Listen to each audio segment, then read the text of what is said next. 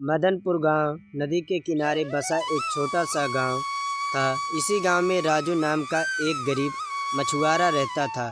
उसके पास ना ठीक से घर था, ना ज़्यादा पैसे। टूटी झोपड़ी, पुरानी नाव और फटी जाल ही उसकी संपत्ति थी। रोज़ सुबह वह नदी में मछली पकड़ने जाता और जो मिलता उसी से अपने बूढ़े माता पिता का पेट भरता। राजू ईमानदारी और मेहनत था, लेकिन किस्मत हमेशा उससे रूठी रहती थी। एक दिन राजू मछली पकड़ते समय जाल खींच रहा था कि अचानक जाल बहुत भारी हो गया। उसे लगा आज ज़रूर बड़ी मछली फंसी है, लेकिन जब जाल बाहर निकाला तो उसमें मछली नहीं बल्कि मिट्टी से सना एक पुराना चिराग था। राजू हैरान हुआ।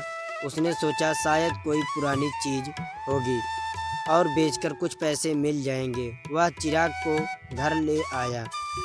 घर आकर राजू ने चिराग साफ किया। जैसे ही उसने चिराग को रगड़ा, तेज रोशनी हुई और धुएं से एक विशाल जिन प्रकट हुआ। राजू डर गया। जिन बोला, डरो मत राजू, मैं इस जादुई चिराग का जिन हूँ। तुम मेरे स्वामी हो। मैं तुम्हारी 3 इच्छाएं पूरी कर सकता हूँ।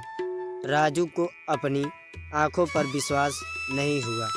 राजू ने सोचा और बोला, मेरी पहली इच्छा है कि मेरे माता पिता और गांव में कोई भूखा ना रहे। जिन ने तुरंत उसकी इच्छा पूरी कर दी। राजू के घर में ढेर सारा खजाना आ गया।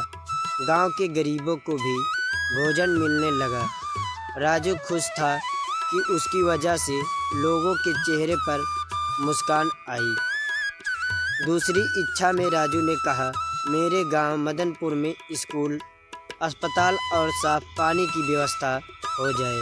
जिन ने हाथ हिलाया और देखते ही देखते गांव बदल गया।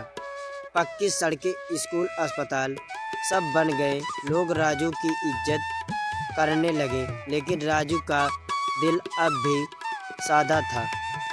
राजू के पास अब तीसरी और आखिरी इच्छा थी। उसने सोचा कि अगर सब कुछ जादू से मिलेगा तो मेहनत का क्या मूल्य रहेगा। उसने जिन्न से कहा, मेरी तीसरी इच्छा है कि यह जादुई चिराग समाप्त हो जाए और लोग मेहनत से आगे बढ़ें। जिन्न मुस्कुराया और बोला, तुम सच में महान हो। इतना कहकर जिन्न चिराग सहित गायब हो गया। चिराग खत्म हो गया, लेकिन राजू की इज्जत और खुशहाली बनी रही। वह फिर से मछली पकड़ने लगा, लेकिन सब सम्मान के साथ। गांव के लोग मेहनत, ईमानदारी और एकता से जीने लगे। मदनपुर गांव एक आदर्श गांव बन गया। कहानी की सीख, सच्ची खुशी जादू में नहीं बल्कि मेहनत, ईमानदारी और दूसरों की मदद में होती है।